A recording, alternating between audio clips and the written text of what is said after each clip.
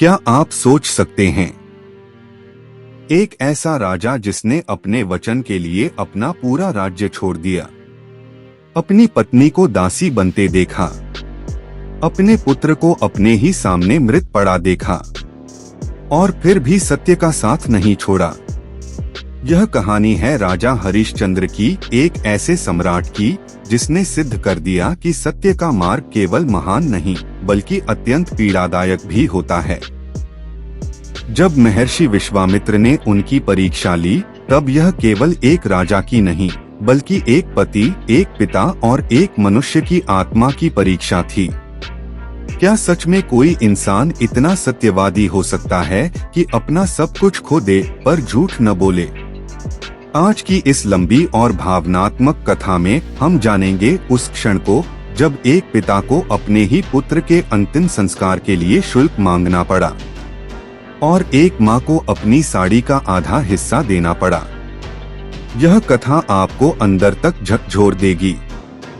आइए शुरू करते हैं सत्य, त्याग और असहनीय परीक्षा की यह अमर गाथा।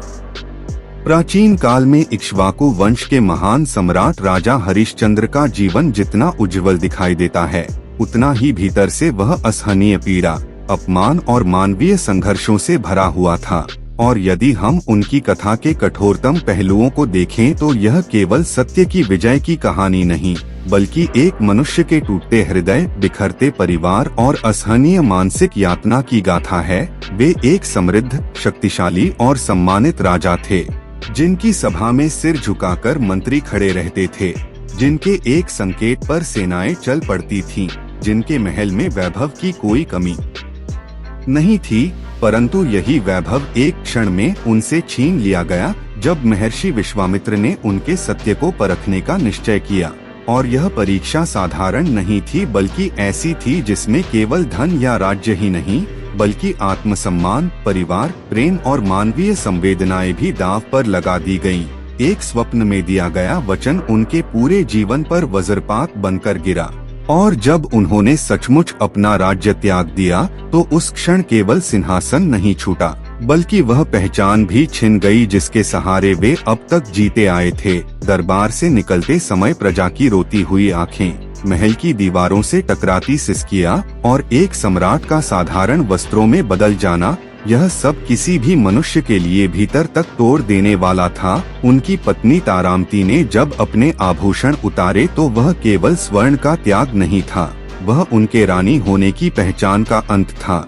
और उनका पुत्र रोहिताश्व जब महल छोड़कर धूल भरे मार्ग पर चला तो उसके नन्हे पैरों में केवल कांटे नहीं चुभ रहे थे बल्कि उसके बचपन से सुरक्षा की छाया भी छिन रही थी। दक्षिणा चुकाने के लिए जब हरिश्चंद्र ने अपनी पत्नी और पुत्र को बेचने का निर्णय लिया तो यह क्षण किसी भी दृष्टि से महिमामंडित नहीं किया जा सकता।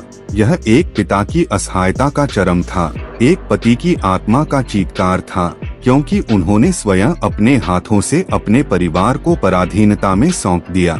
और उस समय उनके भीतर जो अपराध बोध, जो टूटन, जो मौन पीड़ा रही होगी, वह किसी भी शब्द से परे है।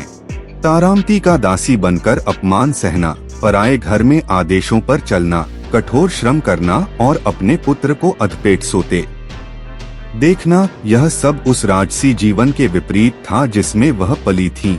और रोहिताश्व का यह समझने की कोशिश करना कि उसके पिता ने उसे क्यों छोड़ दिया, यह मानसिक आघात किसी भी बालक के लिए असहनीय होता। उधर स्वयं हरिश्चंद्र का चांडाल के अधीन श्मशान में काम करना केवल शारीरिक कष्ट नहीं था बल्कि सामाजिक अपमान का भी चरम था, क्योंकि जो राजा कभी उच्च कुल का गौरव था वह अब मृत देहों के बीच खड़ा शुल्क मांगता था। रात के अंधकार में जलती चिताओं की लपटें उसके चेहरे पर पड़ती, धुआं उसकी आंखों में भर जाता और हर शव के साथ उसे जीवन की नश्वरता ही नहीं अपने ही बिखरे हुए जीवन का स्मरण होता। सबसे भयावह क्षण तब आया जब सर्पदंश से रोहिताश्व की मृत्यु हो गई। एक माँ की गोद में अपने इकलौते पुत्र का निर्जीव शरीर, उसका विलाप, उसकी निराशा, उसका ईश्वर से प्रश्न करना, यह दृश्य किसी भी संवेदनशील हृदय को चीर देने वाला है। और जब वह उसी श्मशान पहुंची जहां उसका पति प्रहरी था, तब नियति ने क्रूरता की पराकाष्ठा कर दी। हरिश्चंद्र ने अपनी पत्नी और मृत पुत्र को पहचान लिया, परंतु नियम और सत्य की जिद ने उन्हें रोक लिया और उन्होंने श्मशान शुल्क मांगा। यह क्षण उनके चरित्र की महानता जितना ही उनकी मानवीय पीड़ा का भी प्रमाण है, क्योंकि एक पिता अपने ही पुत्र के अंतिम संस्कार के लिए मूल्य मांग रहा था और एक माँ अपनी साड़ी का आधा भाग देकर अपने बच्चे का दाह संस्कार कराने की विनती कर रही थी। यह केवल परीक्षा नहीं थी, यह मानव संवेदनाओं का सहार था, जहाँ प्रेम, करुणा और पारिवारिक बंधन सब कुछ सत्य की कठोर वेदी पर बलिदान हो रहे थे। जब अंततः देवताओं ने प्रकट होकर परीक्षा समाप्त की और सब कुछ पूर्ववत कर दिया, तब भी यह प्रश्न शेष रहता है कि उस मानसिक आघात का क्या जो उन्होंने सहा, उस अपमान का क्या जो उनके आत्मसम्मान पर लगा, उस भय का क्या जो उनके परिवार ने जिया। उनकी कथा का यह पक्ष हमें बताता है कि सत्य का मार्ग केवल प्रकाश से नहीं बना होता, वह गहरे अंधकार, असहनीय त्याग और भीतर तक झकझोर देने वाली पीड़ा से होकर गुजरता है। और यही कारण है कि सत्यवादी कहलाने से पहले हरिश्चंद्र को एक साधारण मनुष्य की तरह टूटना, रोना, सहना और फिर भी अडिग रहना पड़ा। उनकी गाथा का यह कठोर पक्ष हमें यह सोचने पर विवश करता है कि आदर्श बनने की कीमत कितनी भयानक हो सकती है और सत्य की चमक के पीछे कितनी गहरी छाया छिपी होती है। राजा हरिश्चंद्र ने यह सिद्ध कर दिया कि परिस्थितियां चाहे कितनी भी क्रूर क्यों न हो, यदि मनुष्य सत्य का साथ नहीं छोड़ता तो अंततः स्वयं देवता भी उसके आगे झुक जाते हैं।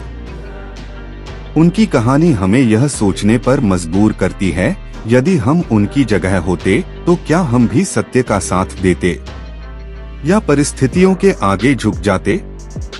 अगर आपको यह कथा पसंद आई हो तो वीडियो को लाइक करें, चैनल को सब्सक्राइब करें और बेल आइकन दबाना न भूलें, ताकि ऐसी ही प्रेरणादायक और भावनात्मक कथाएं आपको सबसे पहले मिलती रहें।